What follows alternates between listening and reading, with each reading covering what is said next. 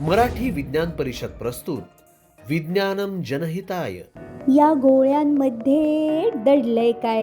मंडळी, साबुदाण्याच्या गोळ्या म्हणून होमिओपॅथीच्या औषधांचा आपल्याला अगदी लहानपणापासून परिचय आहे. पण म्हणून ही औषधं सगळ्या रोगांवर उपचार करतात का? पुलंच्या म्हैस या कथेतल्या प्रश्नांचं उत्तर द्यायचं झालं तर म्हशीसह समस्त जीवांना बरं करणाऱ्या या उपचार पद्धतीविषयी जाणून घेऊया विज्ञानम जनहिताय या आपल्या मालिकेत. तज्ज्ञ आहेत डॉक्टर आनंद कापसे. होमिओपॅथी आजारी असलेल्या रुग्णाचा अभ्यास करतो आणि त्याच्यामध्ये आपण ज्याला म्हणू प्रकृती आणि विकृती त्या रुग्णाची.